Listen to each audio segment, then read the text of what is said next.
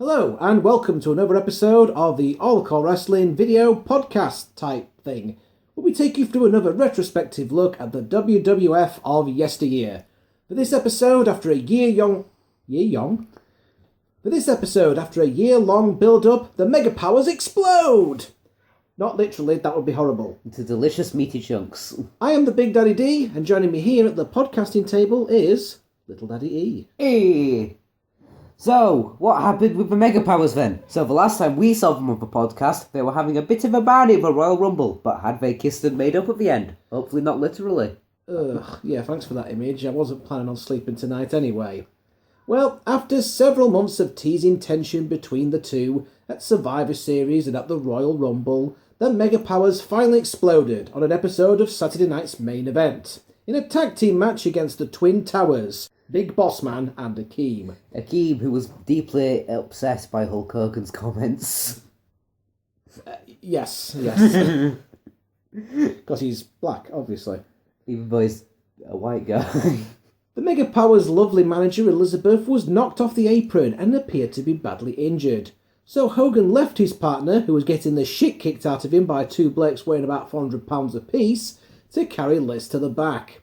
After seemingly an eternity where Savage was getting owned, Hogan made his way back to the ring and back on the apron for a tag from Savage. The problem was that Savage was a little displeased with being left to fend on his own. Sensing Hogan wanted to be a glory hog, which he is, but that's Hogan for you, Savage gave him a tag, with an open hand across the face. Savage then left Hogan alone, and Hogan did what Hogan always does. He beat both men by himself and won the match, thus making Savage look extremely weak in the process. He has a habit of doing that, doesn't he? It kind of makes you wonder why he's meant to be the good guy in this match. Well, he is meant to be the good guy, but it didn't finish there. After the match, the real drama unfolded in the first aid room.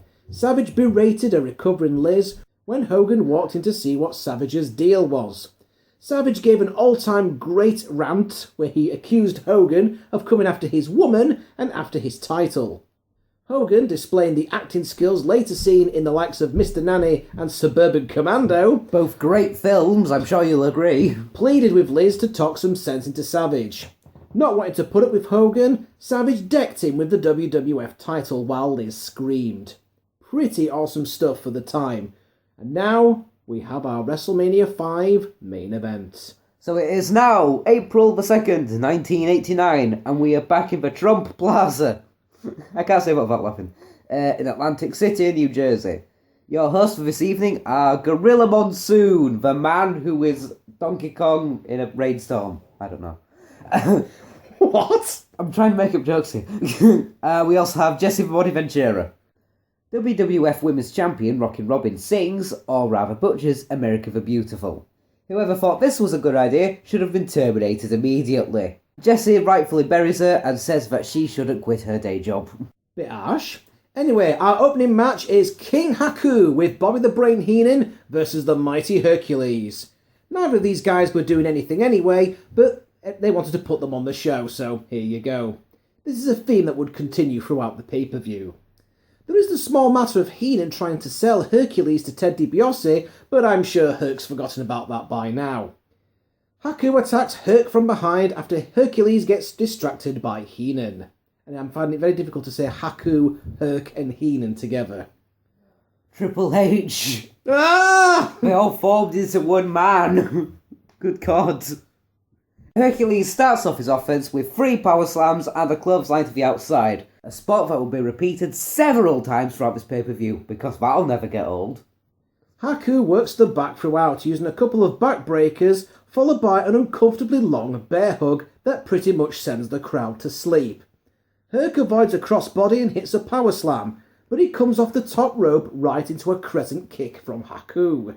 That spot turned out a lot better when it was Shawn Michaels doing the kicking and Shelton Benjamin doing the leaping. But that's years later. Now, the crescent kick was normally Haku's finisher, but he decides to go for a top rope diving headbutt as well, which misses. Hercules then hits a belly-to-back suplex with a sort of attempted bridge to finish at the 6-minute 36-second mark. Not bad, it's not nearly as bad as you might think a match with these two would be, but by God, they really would have been better off going with something more fast-paced in the opener in order to get the crowd going. They should have put the Rockers in that spot, really. Yes, definitely. This was more of a power match, but both men surprised me by going out of their comfort zone and giving us some high-flying moves. It was also kept relatively short, which helped. Wasn't this also the same way that Herc's match with the Ultimate Warrior ended at last year's Mania? It is, yes, well remembered. Oh, well, Hercules obviously remembers too. It's good to see that after the space of a year, he's learned to put one of his shoulders up this time. So next up, we have the WrestleMania debut of Mr. WrestleMania himself, Shawn Michaels, as we see him and fellow rocker Marty Jannetty having a generic and somewhat nervous-sounding interview backstage with good old Mean Gene Ogaden. Who knew that 19 years later, one of the Rockers would be the man to retire Ric Flair? The interview also gets spot by music playing about halfway through it. This is the generic Michael Jackson-esque track that the WWE Network has replaced Jive Soul Bro with. Thanks for that. Oh god. So as you've probably guessed, the next match is the Twin Towers, again, with Slick, versus the Rockers. Yeah, it's funny that to say that the Twin Towers were such a big part of the Mega Powers exploding, just how far down the card they've come. They've been part of the main event in a couple of pay-per-views, and now all of a sudden they're the second match on the card. Thanks for that. Yeah. Anyway, the Rockers try to stick and move to get the two fat men to chase them around the ring. The Twin Towers running is not a pretty sight, especially when Big Boss Man's gut starts poking through his shirts. Lovely. Anyway, Akeem and Shawn have a bit of a dance-off at one point, with Michaels doing a moonwalk, but Jannetty gets caught in the heel corner and splattered. Numerous times. Ugh. Marty eventually rolls out of trouble and tags in Shawn. The Rockers show off their double teams, but they can barely get them off their feet. Shawn then gets killed with a super stiff clothesline. Oh god. Shawn sells it like death, as he should. Bossman misses a Fat Man splash off the top rope, and the cover only gets 2 for Shawn. The Rockers then hit a fucking ugly looking double drop kick from the top rope that gets a 2 count. The timing was way off on that one. Shawn tries a flying Hurricane Rana, but Bossman turns it into a spine buster. Then, Akeem adds the Fat Man Splash of Death, aka Air Africa, and picks up the win at 8 minutes and 6 seconds. Really entertaining big guys versus little guys match, mainly thanks to the superb work rate from both Shawn and Marty. The Rockers did all the flashy double team moves, and the Towers did all the hard-hitting power moves. All in all, a perfectly acceptable tag team match. This should have been the opener, really. We go backstage from there, and it looks like Tony Schiavone has also been lured over to the WWF as well, as he talks to the $1 Million Man, Ted DiBiase, who is showing off his new $1 Million Championship belt. I'm surprised that Tony didn't call it the most important title in the history of our great sport. Not only is this the WWF pay-per-view appearance of both Tony Schiavone and the $1 Million belt, but also Teddy's rather fetching black and gold tuxedo attire. He looks like Iron Man. Some of the promo vids showing the unveiling of the $1 Million Championship are brilliant, as DiBiase comes across like a horror movie villain with his black cape and his cackling laughter. It's mine! It's mine!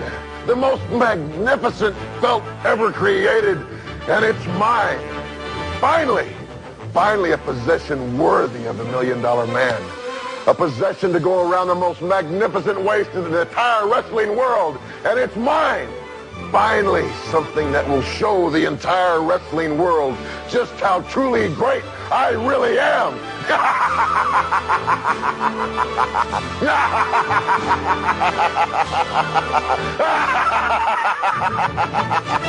As for Schiavone, he'll be back in Turnerland not within a year. This is just as well, really. Just hearing his voice in the WWF seems wrong to me. Quick question, is the belt actually worth $1 million? No, not really. It's about 25 grand. All those diamonds are fake. I've been lied to. I feel dirty, cheap, and used. Anyway, our next match is the $1 million... I'm sure you'll get over it. Anyway, our next match is the $1 Million Man, Ted DiBiase, with Virgil, because, you know, we really care about Virgil, versus Brutus the Barber Beefcake. And what a world-class mullet Beefcake is sporting here. Oh, Jesus. Are you on about the bloody mullets again? Look, all I'm thinking is this. Would you really let someone cut your hair when they've got something like that crafted on their head? What do you think's got the better mullets at the moment, WWF or the NWA? Well, WCW. NWA has like a higher mullets to wrestlers. I'd say Higher mullets to wrestlers ratio. I'd say there's probably more mullets in WCW, but I think the quality of the mullets is probably a little bit higher in WWF. Yeah, you could tell that their mullets have been finely sculpted from only the finest of hairs. We'll have to do a regular mullet watch, won't we? Gorilla and Jess do a good job at selling DiBiase's $1 Million Dream versus Beefcake's Sleeper. Who is better at it, who can execute it the quickest, etc. Although, this is another match that starts off with 3 power slams and a clothesline to the outside. That's 2 matches down the same spot. DiBiase sells like a champ for Brutus, making this match more entertaining than it has any right to be. DiBiase goes for the $1 Million Dream, but Brutus makes the save. Brutus rams DiBiase's head into the buckle a few dozen times, which gets a flare flop and some begging. DiBiase was definitely WWE's version of Ric Flair at this point. Beefcake locks on the sleeper, but releases the hold to go after Virgil, who was stood on the apron yelling at him. DiBiase and Brutus battle on the outside for a bullshit double count-out finish at the 10-minute and 2-second mark. Stupid finish because either man could have benefited from the win, but neither man benefits from the bullshit loss. DiBiase deserves a lot better than this. I mean, going from main event to mid-card within a year is not a good thing. Still, the commentary from Gorilla and Jess saved this match and made it more enjoyable, as Gorilla reminds the fans of Jesse's outlook on life. Win if you can, lose if you must, but always cheat. We should put that on bumper stickers and t-shirts. Maybe we can have a small child with that on him. Post-match sees Virgil and DiBiase legging it when Beefcake goes for the hedge clippers. Mean Gene Ogaden then interviews Rick Rude and Bobby Heenan backstage. Rude promises that he will be ravishing when the night begins, and even more ravishing when the night ends. So does that mean he'll look nice, or...? Maybe we should put that on bumper stickers and t-shirts too. Anyway. Wait till you see Rude's attire when he comes out. Oh god. Meanwhile, Lord Alfred Hayes reports from the WrestleMania brunch and finds the bushwhackers stuffing their faces. Hilarity ensues. Lord Alfred tries hard not to break character by laughing, and fails rather miserably. So that then leads us on to the fabulous Rougeau brothers, with the Mouth of the South, Jimmy Hart, versus the Bushwhackers. The Rougeaus had potential as a heel tag team, but right after they were finished feuding with the likes of the British Bulldogs and the Hart Foundation, they were stuck in this feud with the Bushwhackers, which seemed to go on forever.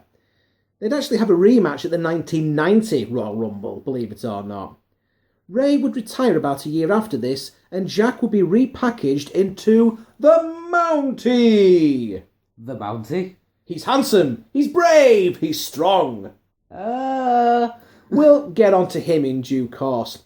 At the start of the match, the Bushwhackers grab hold of Jimmy Hart's jacket and go to rip it up, but they get attacked from behind.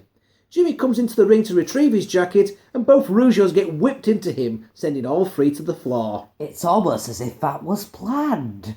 The Bushwhackers hit the battering ram early, so the heels bail to the outside once again. Luke starts off with Raymond and gets fired into the ropes, coming off with a headbutt that misses. Well done. Butch comes in and attacks from behind, and a battering ram connects on Raymond. Jacques comes in to break up the pin, but Luke moves and Jacques elbow drops Raymond. Dope. Jacques tags in and Luke ends up down in a Boston Crab. Jacques fires Luke into the buckle and tags in Raymond. Irish Whip sends Luke into the corner, and a slam sends Raymond to the second rope for a double axe handle. Luke accidentally grabs hold of Raymond's crotch during a power slam. Accidentally? It's a full-on grope and squeeze going on down there.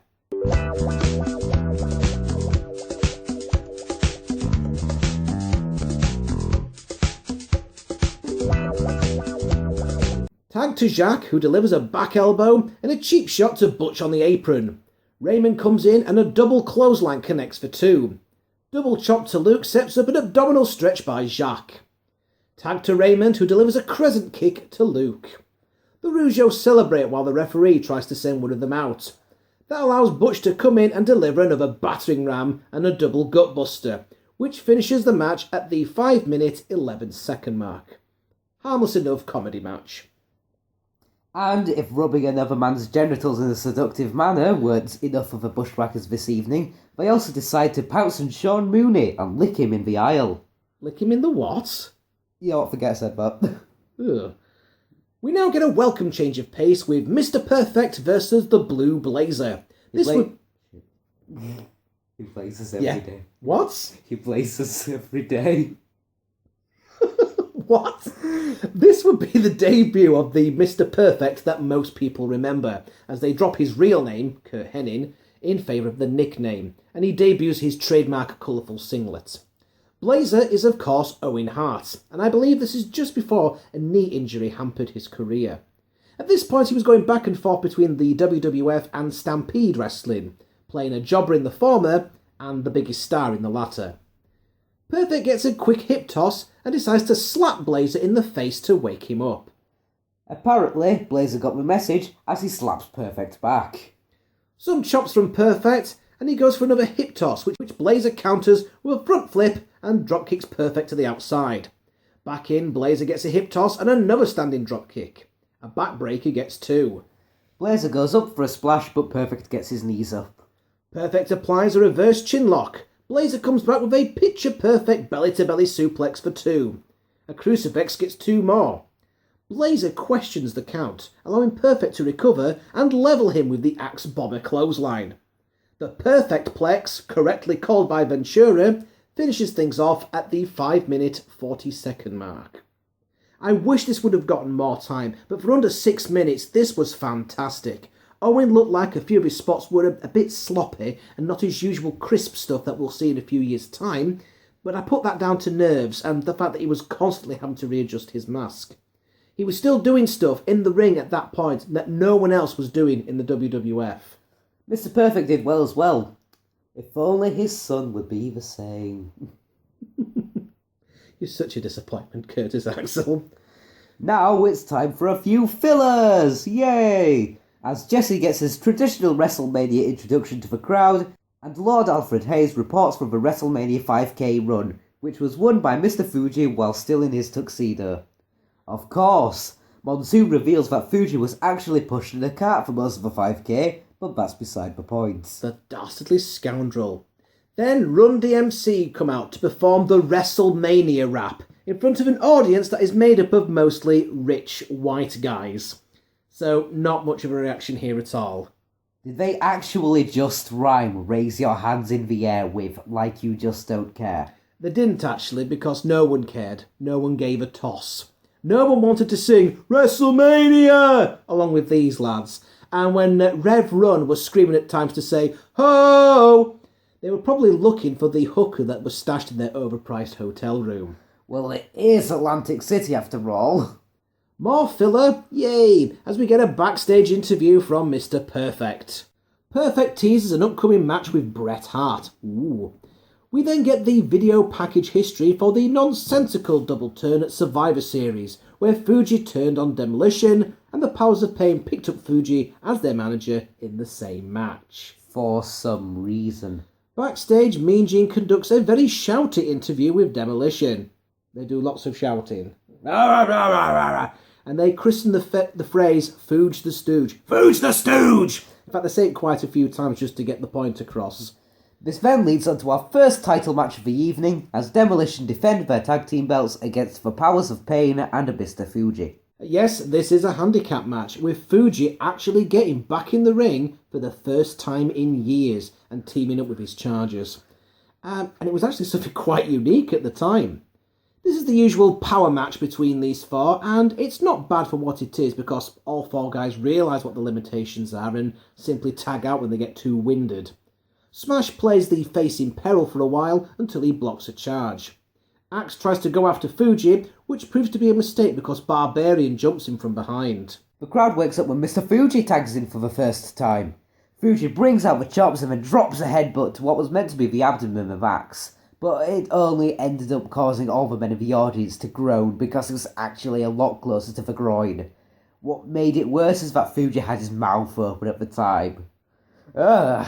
What's wrong with people and grabbing genitalia in this match? In this pay-per-view? WrestleMania, where the mega powers explode and genitals are grabbed. When the mega powers explode all over your face. Oh, God. I'm really glad I wasn't drinking my tea at that point. I would have spat it all over you. Except it's not tea, it's actually gin.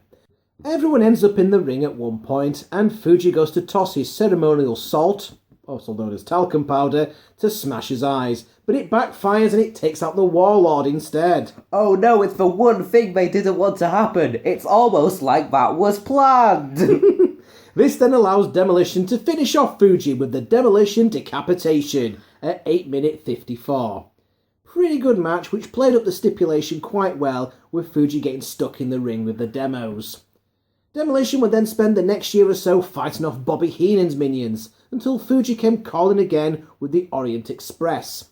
And then, in a move that shocked everyone, mainly because it didn't make any bloody sense, Demolition ended up rejoining Fuji anyway. Wait, what? Winners, and still, WWF Tag Team Champions, the Demolition. Here comes the axe, there goes the smasher. Yeah. The match brought the storyline to an end, and we saw Demolition continue their rise as badass babyfaces by kicking the crap out of their former manager. And I thought that the Powers of Pain would have won the titles at some point, only to then drop them back against the Demos for, a rematch, maybe at SummerSlam, but, whatever. Oh well. Meanwhile, Savage is going nuts in the locker room and refuses an interview with Tony Schiavone. Can't say I blame him. Our next match is Dino Bravo with Frenchie Martin versus rugged Ronnie Garvin. But before the match starts, Superfly Jimmy Snuka makes the most random cameo ever, coming out to wave to the crowd as he makes his return to the WWF. This is after Bravo and Garvin have already made their entrance, mind. I thought at first that it was like the special referee or something, or the third man in a triple threat match. A triple threat match? This is 1989. Those haven't been invented yet. Oh God. This is actually only the second time that Snuka has appeared on the podcast, the last time being at WrestleMania 1. So let's do a quick recap on him now. As Snuka is another Hall of Famer whose place in WWE history has recently become somewhat suspect. Oh. Snuka's career in the WWF started in January 1982, so actually before WrestleMania 1 and the beginning of pay-per-views. Originally he was brought in as a heel and began feuding with the likes of then WWF champion Bob Backlund. But Snuka became so popular with the audience, mainly due to his unique at the time high-flying style, that he would be turned babyface before the end of the year. Snuka's career-defining moment came during his legendary feud with the magnificent Don Muraco on October 17th, 1983, in a steel cage match at Madison Square Garden. The match ended in a loss for Snuka, but afterwards he dragged Muraco back into the ring and leapt from the top of the 15-foot-high steel cage onto a pro Muraco with his famous Superfly Splash. Also seen in Mick Foley's first book. Although this moment is the one that is the most well known, Snuka had actually performed this spot on several occasions, most notably as a heel against Bob Backlund.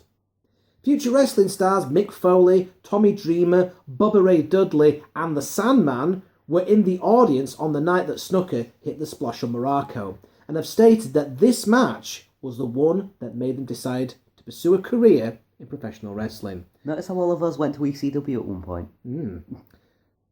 We come on to ECW, funnily enough. Ooh. Did you know that Snuka was the first ever ECW champion? Oh! We come on to that. So yeah, just think on, if it wasn't for Jimmy Snuka, you might not have had the Dudley Boys, you might not have had Cactus Jack, Tommy Dreamer, the Sandman. You had a lot of guys missing from that ECW picture. Anyway, Snuka will be part of another one of the WWF's most memorable moments during June of 1984, when he was a guest on Rowdy Roddy Piper's interview segment, Piper's Pit, with Piper making unsavoury comments about Snuka's Polynesian heritage. He also offered him some bananas to eat, because he's a monkey, and would then smash a coconut over Snuka's head. Isn't that a little bit racist? Snuka's feud with Piper would extend onto the first WrestleMania, where he would be in the corner for Hulk Hogan and Mr. T in their main event match against Roddy Piper and Paul Orndorff, who had Cowboy Bob Orton in their corner. Randy Orton's dad. Ooh. During the match, Snuka got involved physically several times. Snuka would then leave the WWF shortly after this and competed in a number of other groups, including New Japan Pro Wrestling and the AWA, before he made his return to the WWF here at WrestleMania 5. Snuka would mostly be featured in the lower card during this particular run, putting over newer superstars such as Mr. Perfect, Rick Rude, and later on a freshly turned heel Shawn Michaels. But Snuka's most memorable match during this time was a loss to The Undertaker at WrestleMania 7. This was the Dead Man's WrestleMania debut, which officially makes Snuka the first victim of the streak. Leaving the WWF again in February 1992, after the Royal Rumble, Snuka showed up in Eastern Championship Wrestling, becoming the group's first ever World Heavyweight Champion on April 25th, 1992. Yes, Jimmy Snuka was the first ever ECW champion. Let that sink in for a moment. Snuka would stick around in ECW until August 1994, after which he would then wrestle for various indie groups. ECW was later taken over by Paul Heyman, who renamed it as Extreme Championship Wrestling, but that's a story for another time. Snuka would crop up in both WWF and WCW several times over the next few years, usually as a mystery participant at Survivor Series or at the Royal Rumble, or as a surprise guest appearance on an episode of Raw or Nitro. Snuka would also be part of the 2005 Taboo Tuesday pay-per-view, where fans voted for him over Kamala and Hacksaw Jim Duggan to team up with the special superstar Eugene against Rob Conway and Tyson Tomko. He would also team up with Ricky Steamboat and old foe Roddy Piper to take on Chris Jericho in a Legends Handicap match at WrestleMania 25 on April 5th, 2009. On September 1st of this year, Snuka, who had recently been diagnosed with stomach cancer, was arrested and charged with third-degree murder and involuntary manslaughter over the death of his girlfriend, Nancy Argentino, who was found in Snuka's hotel room with more than 24 cuts and bruises on May the 10th, 1983. So this is 30 years later, and it's only really being looked into now. Well, it was being investigated at the time, and I think as the years have gone on, more investigations have been done into the case. Some of it, though, has actually come out of what Snuka has wrote in a book recently that suggests that he may in fact have incriminated himself. Wow. There's all sorts of stories floating around over what happened with this incident. It's probably best that we don't get too much into this at the moment. Just talk about good stuff that happened. Let's go back to the match. Back to the match. Garvin performs his usual pre-match ritual of teasing the crowd that he's going to throw his towel out of them. I just can't believe that there's that much demand for it. But if you see it on eBay, let me know and I'll put my 2 cents in. Literally. I don't even have 2 cents, I'm not even American. Bravo jumps Garvin from behind and beats on him for a while before going to a bear hug. I fear a long rest hold spot like in the opening match, but I am relieved when it is broken up quickly. Ronnie fights back with his hands of stone. A jackknife roll-up gets 2 and Ronnie slaps on a sleeper. Bravo makes the ropes. Bravo backdrops out of a pile driver and finishes with the side slam at the 3-minute 58-second mark. After the match, Ronnie gets mad and kicks the fuck out of Frenchie Martin with the Garvin stomp, which is odd considering that Bravo won the match clean, Martin didn't interfere at all, and Garvin's supposed to be the babyface here. Okay. Really short, but not bad while it lasted. Oh, and this is the last time we see Frenchie Martin. Oh, I wonder why. Next up, it's Strike Force versus the Brainbusters with Bobby the Brain Heenan. He-Man? He-Man. Next up... Bobby the Brain He-Man? Let's start that again. Next up, it's Strike Force versus the Brainbusters with Bobby the Brain He-Man. You've done it again! You've done... Heenan. I'm keeping it in now because it's just funny. Does anybody want to do some fan art of Bobby Heenan looking like He-Man? That'd be fantastic. I'm going to try. I could do a stick figure. Anyway, this is Strike Force's first match back together after Rick Martel returned from an injury he suffered a year earlier. The Brainbusters, of course, are basically the most well-oiled machine you will ever see at this point, and could work a good match with anyone. They're the Ric Flair of tag teams, really. Strikeforce work in stereo figure 4 leg locks, but the Busters rake the ice to get out. Tito and Tully do the Flair Steamboat mat sequence, which is odd because Flair and Steamboat were just getting ready to do that sequence at around the same time over at Clash of the Champions 4. Okay. Tito gets in a blind tag and goes for flying forearm on Tully Blanchard, but he ducks and the forearm takes out Martel. Tito plays face in peril the rest of the way as Martel recovers from Tito's finisher. Tito finally slams Arn off the top and crawls over for a tag, but Martel just walks away from him and decides to take a hike. That leaves Tito alone with the Brainbusters, who turned things up a notch and beat the refried beans out of Santana. You can't say that! What are refried beans anyway? Are they as good as fried beans and we're just wasting his time? Great moment as Arn has Tito in the face corner and screams, "Where's your partner?" It's funny because it's true. A picture-perfect spinebuster follows, and after a few hope spots, the Busters fucking destroy Tito with the spiked piledriver at 9 minutes 16 seconds. The match is a bit short, but it's one of those moments that is stuck in the mind of long-time wrestling fans. There's a great story been told here, as after not teaming for a while, Strikeforce was a step off, and that led to the miscommunication spot. Martel bails, and the Busters realise what is happening. It also made sense that a great pairing like the Busters were able to make quick work of a one-man team. Backstage, Mean Gene interviews Martel, who solidifies his heel turn by explaining that he was getting tired of carrying Tito anyway. He stumbles over his words a little here, but he would get a lot better with his promos and turn into a pretty effective heel. He just had to develop and flaunt his arrogance. See what I did there? No. Well, you will in due course. Martel's got a new gimmick lined up. Yay! More filler now, as Piper's Pit is up. Fink gives a long-winded introduction, which is supposed to be Piper, but it ends up being Brother Love in a kilt. He welcomes us to the Brother Love show, and welcomes his guest, Rodney Piper. So that's where Santino got the idea from. Brother Love does a pretty good Piper impression, and he bounces back and forth between the Brother Love character and the Piper imitation. Next to come out is Morton Downey Jr. Wait, who? Morton Downey Jr. is an 80s talk show host, like Jerry Springer. And no, he's not related to Robert Downey Jr., although one of King Koopa's kids are named after him in Super Mario Bros. 3. What? Yep. He also appeared in such movies as Predator 2 and Revenge of the Nerds 3. Only one of those sounds good.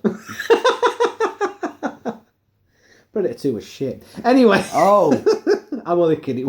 It wasn't bad. Brother Love and Downey trade some verbal jabs whilst Downey smokes constantly. Finally, Piper comes out to host the thing. Piper goes after Brother Love first, and the general idea is Piper asking a question, but then not giving Brother Love time to answer. This was always Brother Love's thing, but now Piper's giving him a taste of his own medicine. Eventually, Piper rips Brother Love's kilt off, and he takes off running, leaving just him and Downey. Downey blows smoke into Piper's face. Piper asks him not to, quite politely, I thought, and of course Downey does it again. So Roddy takes him out with a fire extinguisher. With the amount of dirty ciggies that Downey got through in this one segment, it's no wonder that he died of lung cancer in 2001.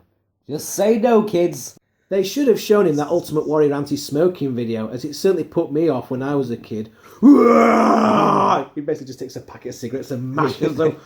Well, it was certainly an entertaining segment, but it's really pointless in retrospect, and it ran on for way too long in a show that's already running on for way too long. More time is killed as Mean Gene introduces the trailer for that Hollywood epic, No Holds Barred, starring Hulk Hogan. Holy shit, this movie actually looks quite awesome from the trailer. So, should we review that one next? I think we might have to. Oh crap, I was joking, no! Mean Gene describes the movie as a blockbuster. He's probably watching something else by mistake. Or maybe it's Blockbuster, because it'd be terrible. Like Blockbuster. There were no blocks being busted here, I can assure you. No, only our sanity. Jesse gets all indignant about Hogan invading his territory in Hollywood. Ventura genuinely seems to dislike Hogan, and there's a reason for that. The two of them were once close friends, but that ended after Hogan informed Vince McMahon of Ventura's backstage plans to set up a labour union for the wrestlers during 1984. You see, folks, wrestlers don't have health insurance or a pension or anything like that. So Ventura wanted to start up a union for the wrestling business. But Hogan, being Vince McMahon's golden boy at the time, found out about it and put an end to those ideas when he went and told Vince about it. Why would he do that? It kind of sounds like Hulk Hogan would have benefited from that. Well, they all would have benefited from it, but I guess at the time Hogan saw that he had all the power, he had all the money, and he didn't want anything like a union coming along that could change all that. To be honest, it's hard to imagine a more blatant example of a top star protecting his status by sabotaging the collective action of the rest of his employees. And I'm starting to hate Hulk Hogan more and more. So not only was Ventura unhappy at Hogan sabotaging something that would have benefited everyone, Ventura didn't like it that Hogan was now trying to copy him as a wrestler turned actor. To be honest, Jesse didn't really have anything to worry about on that front. The likes of No Holds Barred, Mr. Nanny and Suburban Commando aren't really a patch on the likes of Predator, Demolition Man and The Running Man. Jesse, I believe the Hulkster's invading your territory. How dare him step into Hollywood, Gorilla Monsoon! Let me tell you something, Hulk Hogan. Hollywood is my domain, but I can see why you're doing it. You're doing it, Hogan, because you're going to lose to the Macho Man. And when you lose to him, you're going to have no job, Hulk Hogan. So you're going to have to come out to Hollywood, try to invade my territory. It ain't big enough for the both of us, Hogan. But if you want to come out, I'll give Hogan a job in Hollywood. He can drive my limo. Jesse is just great here, and I wish that these two could have had a feud leading up to a pay-per-view blow-off. Monsoon trying to keep a straight face after the Ventura rant is pretty hilarious as well. Great stuff with these two. Things continue to drag as Sean Mooney interviews Donald Trump and the parasitic creature that lives on his head about hosting WrestleMania. Years later, Trump would be involved in other WrestleManias, mainly shaving the head of Vince McMahon and getting the fuck booed out of him for being inducted in the Hall of Fame. Probably because he bought his way in. Ooh, controversial. Still no match as they clear the ring of all the Piper's Pit setup, so we get the rise and fall of the Mega Powers video package. It hits all the high points: WrestleMania 4, SummerSlam 88, Survivor Series 88, the Royal Rumble. And then we get to the good stuff with Saturday night's main event, the Savage heel turn and the drama in the first aid room. I should note that Liz took a great bump when Savage was tossed into her. Then came the slap heard around the world and Savage's awesome first aid room rant. I hope they told the live crowd that this was intermission time, because now we get O'Gooden interviewing Hulk Hogan. And it's your standard Hogan interview here, where it goes on and on and on and on and on, and Hogan basically says that the Macho Man just couldn't live up to Hogan as a champion. What a tremendous fucking cunt he really is. Finally, it's back to in-ring action, and if WWF were trying to rejuvenate the crowd, then they failed miserably with their next match. Andre the Giant, with Bobby the Brain Heenan, versus Jake the Snake Roberts, with Big John Studd as the special guest referee. I must have missed the stipulation at the Royal Rumble where the winner gets to be a special referee at a match at WrestleMania.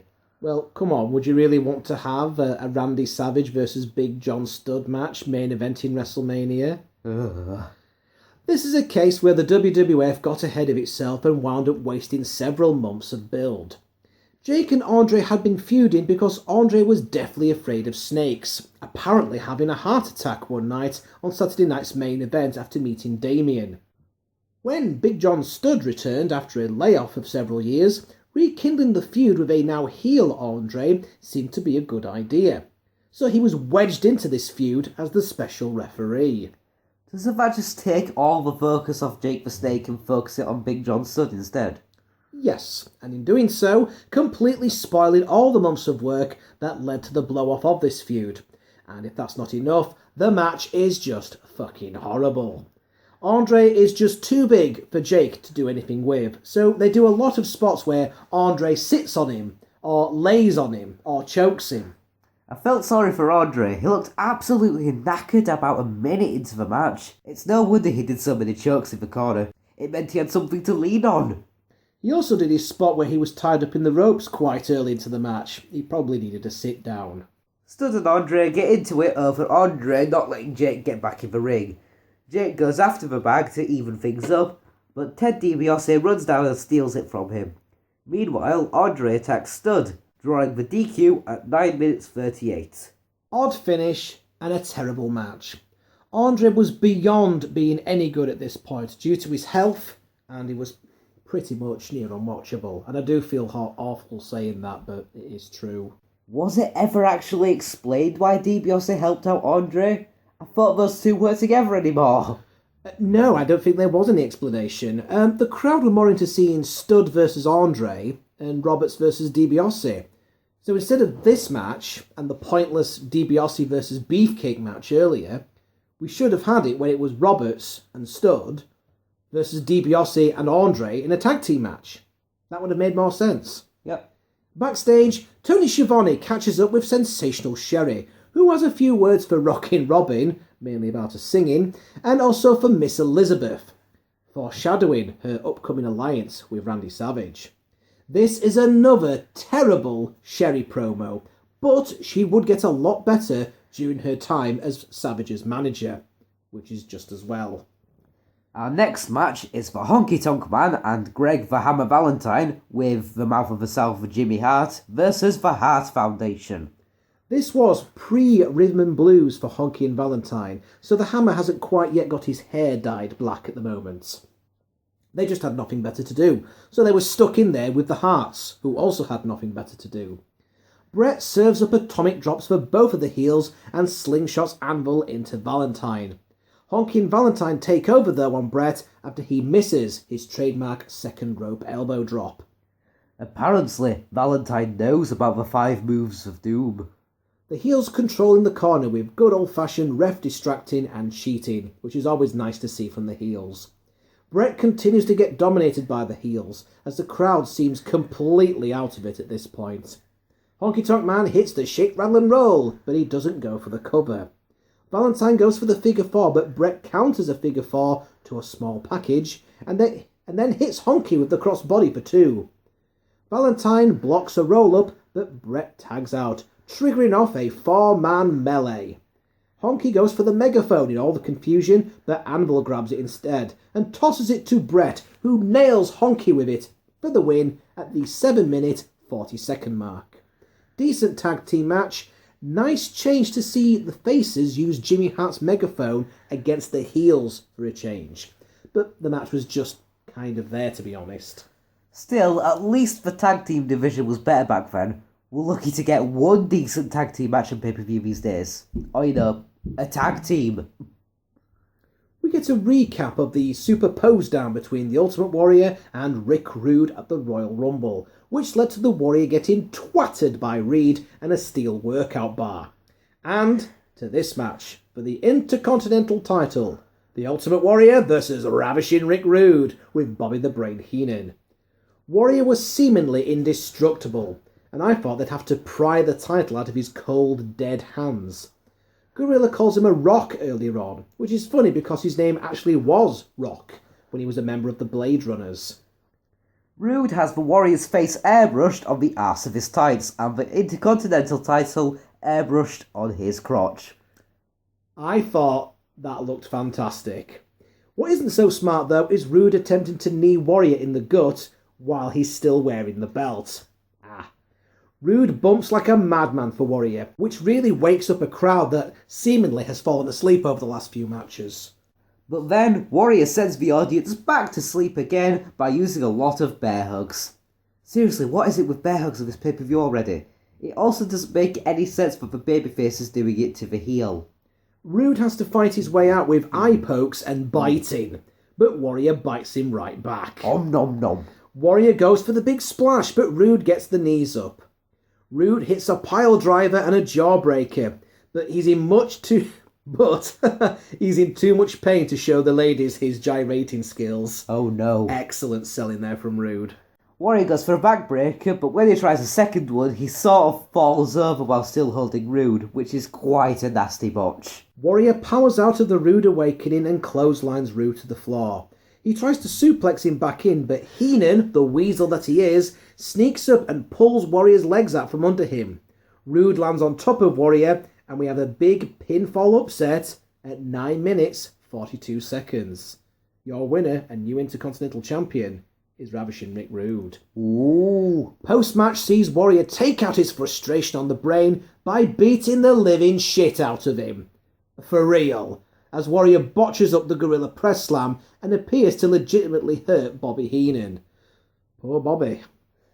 Heenan even talks about this in The Self-Destruction of the Ultimate Warrior DVD, where he legitimately feared for his life. At this point, despite the number of Warrior botches, this is the best Ultimate Warrior match we've seen on the podcast so far, and that really is all down to Rude. And the rematch that these two would have at SummerSlam would be even better, so that's to look forward to. Not only could Rude bump and sell like a madman for the Warrior, he was also legitimately tough enough to take Jim Hellwig's super stiff shots. He was still a bit clueless at this point, was the Warrior, bless him.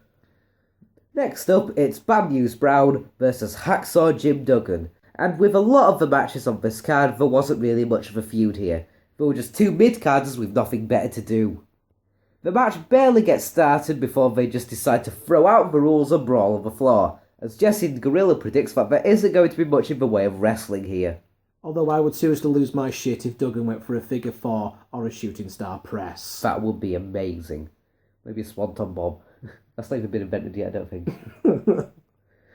Duggan and Brown scrap in the ring and on the outside. If you like punches, this is the match for you. Back in, Bad News goes for a running ghetto blaster, but Duggan moves out of the way. Duggan hits the 3-point stance clothesline, but Brown heads to the floor. Bad News gets a chair and brings it in, so Duggan grabs his 2x4. That draws the bullshit double DQ finish at 3 minutes 48 seconds. Duggan ends up getting the better of the post-match brawl and poses in the ring afterwards with snot hanging out of his nose. Just a pointless match, really.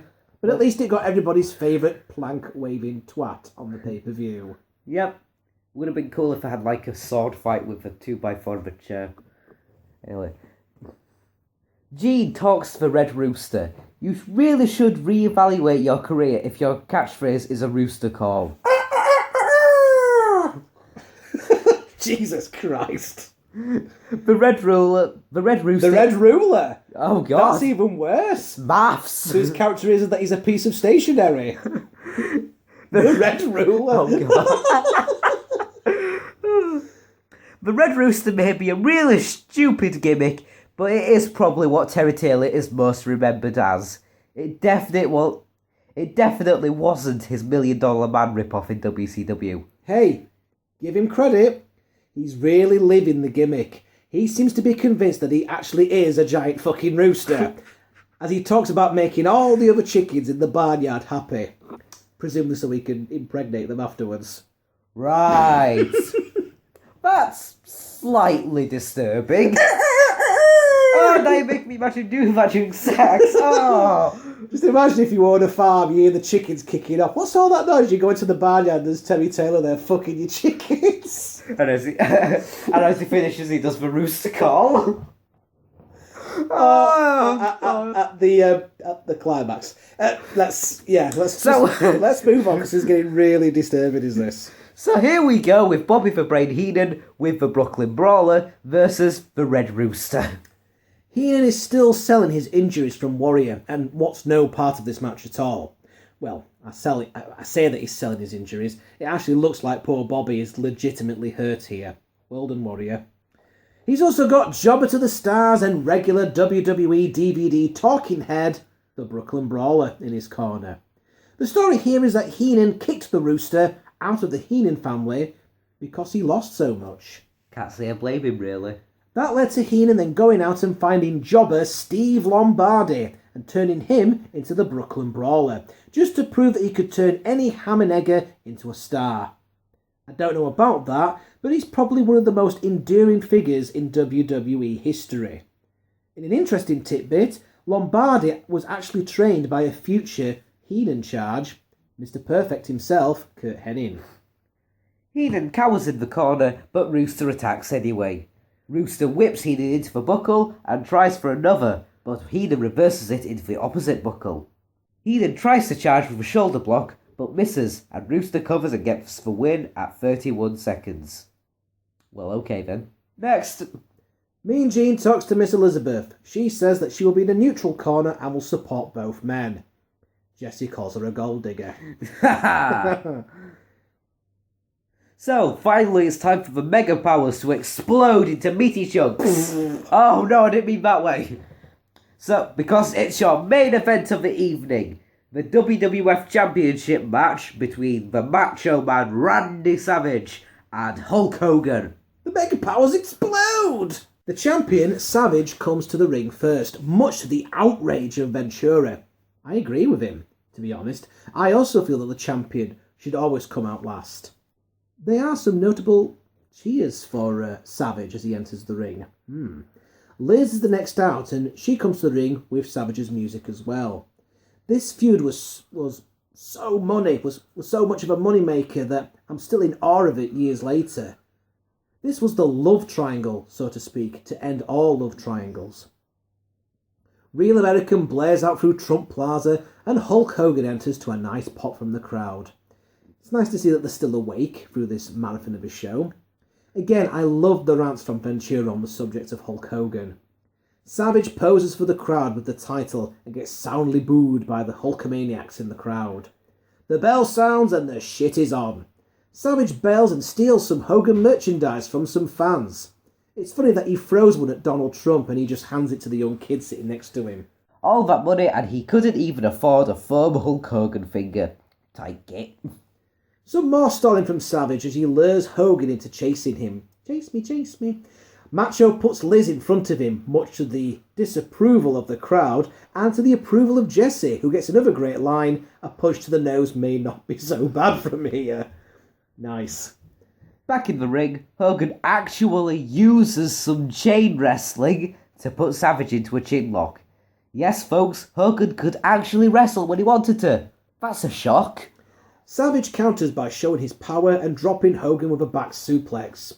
Hogan fires back with some right hands and goes back to the wrestling with an arm wringer.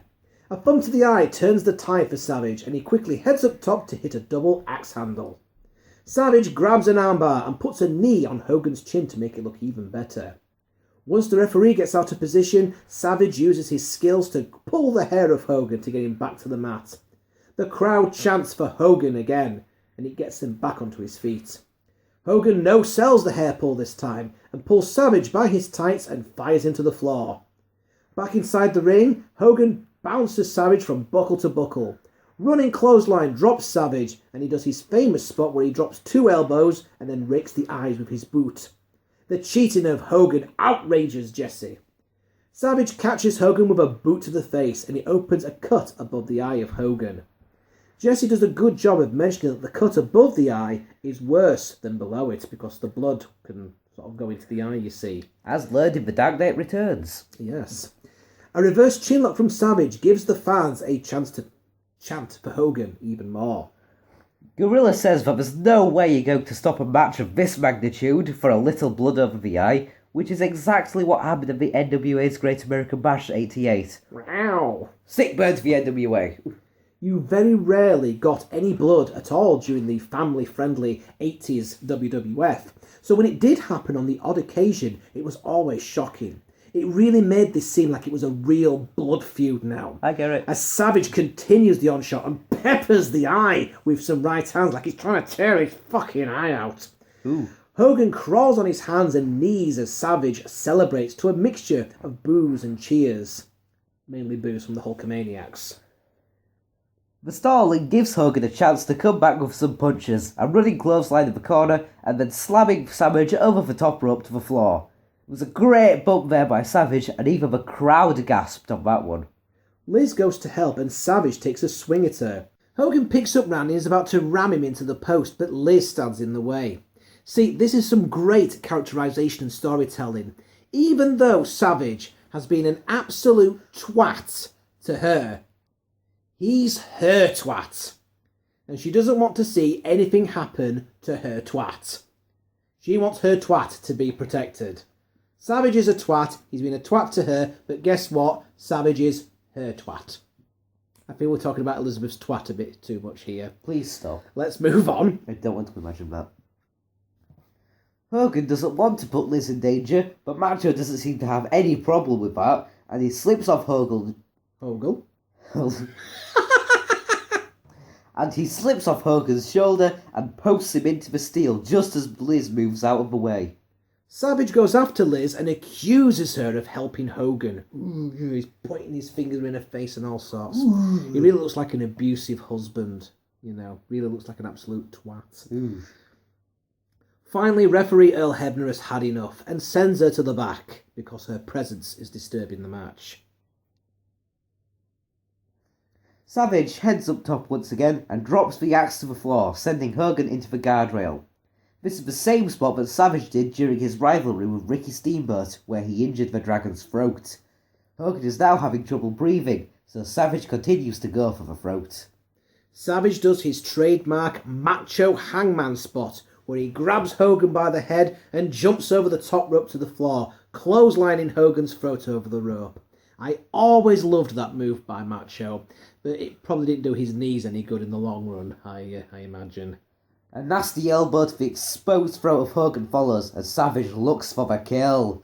The throat work continues when Savage chokes Hogan down with the tape from his wrist. Ventura appreciates the cheating to win nature from Savage. Savage heads up top and hits the greatest flying elbow ever. Sorry, HBK. But Hogan kicks out at 2. Hulk up time! And everyone knows what is coming next as they pop like crazy. Oh no, he's about to no-sell to oblivion. Jesse pointed out that no one has ever kicked out of that. He must have a short memory because George the Animal Steel did just that at WrestleMania 2.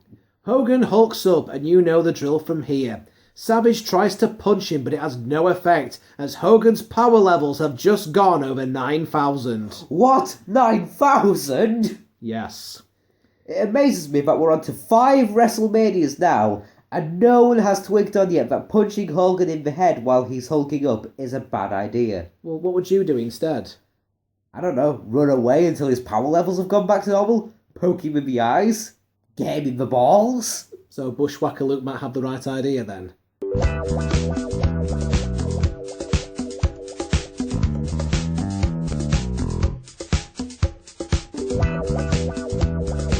Yeah, actually. Is that the right idea then?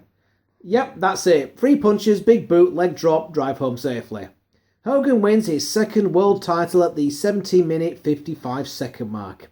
Arguably, Hogan's best match ever, as he becomes, at the time, only the second man ever, officially, to regain the WWF World title. Hogan poses with the belt as the show ends, and a less than thrilled Jesse makes his annual threat to be the one to take out Hulk Hogan. Seriously, I always had my hopes that that match would happen, and I was always disappointed that it didn't. Hogan poses to send the crowd home happy and end the show. After the match, Savage blames Elizabeth and cuts all ties with her, leading to his alliance with Sensational Sherry. Your winner and new WWF champion, Hulk Hogan. This is one of my favourite feuds, angles and matches of all time. It had a 1-year build-up to the feud. I am a big fan of Randy Savage anyway, and I have to admit that watching this as a kid gave me goosebumps, especially when Hogan made his big comeback. This is a match that still stands up well today. I know a lot of people were mad that Hogan won in the way he did, but this is WrestleMania. Hogan had to go over. A DQ finish where Savage keeps the gold would not have been that satisfying unless they had some major surprise to send the crowd home happy. Still, in my opinion, this is a damn fine match and one that I can watch countless times. As for the show itself, other than it being an hour too long, this is a pretty good show. The version released by Coliseum Home Video was rather more digestible, as they trimmed it down to 3 hours. Still, this is the best of all the WrestleManias we've covered so far in the podcast. agreed. This had Hogan's best match so far, Warrior's best match so far, and plenty of historical, memorable moments. You had the shock of the Strikeforce split, Warrior losing for the first time, Hogan and Savage finally facing off, a number of debut appearances, and the Piper's Pit segment, which only added to the WrestleMania moments at this show. Outside of that, though, there is a lot of crap, pointless matches to sit through, but at least you can be entertained by Gorilla and Jess. I think it also helped that this is the first WrestleMania where I could actually watch primetime wrestling and Saturday night's main event on the network and see everything unfold, see everything build up. But this is one of my favourite WrestleManias. In short, this comes highly recommended. A thumbs up. So in closing, let's discuss the match of the night honours. What would you say then? We'll start off with you, little daddy. What would you say was the best match of the night? Well, it'd probably have to be Hogan and Savage, wouldn't it? I would give it to Hogan Savage as well, absolutely. I mean, I'm a big Randy Savage fan, and Hogan certainly did a lot as well. Second place, I'll probably have to give it to Powers of Pain versus Demolition, just because it was fun seeing Mr. Fuji getting the shit beaten out of him. Yeah, but wait, what? And also the the Strikeforce versus Brainbusters, just because of the storyline as well. So, in conclusion, you can find us on Facebook at facebook.com/The Big Daddy D Reviews. We are on the Twitters at The Big Daddy D1. And be sure to subscribe to our YouTube channel at youtube.com/All-CAW Wrestling 1, as well as my second channel, youtube.com/The Big Daddy D Reviews 1, where I take a look at video games and music and, when I take a look at video games and movies. You look at stuff. And stuff that I found in a pound shop. In fact, we picked up some novelty sticks of rock from that'll be fun. From Blackpool not too long ago, so we're going to be reviewing those. We went to Blackpool and didn't get mugged. It was amazing. Blackpool's not a rough place now anymore. It's actually very good. We've spent a bit of money on it. It looks really nice. What were the flavours of sticks of rock we had? I think there was curry, fish and chips. All kinds of weird... Anyway, that's going to come up in a future video at the Big Daddy D Review, so be sure to subscribe to both channels so you can catch all the good stuff there. So yeah, please take the time to like and share this video, as well as dropping us a few comments, all that good stuff. Show us some love. Show us some love, baby. Not that kind, that'd be disgusting. Yeah. Also, join us next time when we have a shift in gears and check out Hulk Hogan's cinematic blockbuster, No Holds Barred. You asked for it. Until next time, this is the Big Daddy D. And this is the Little Daddy E. And we're signing off on another episode of the All-CAW Wrestling video podcast type thing. Bye. Yeah, what he said.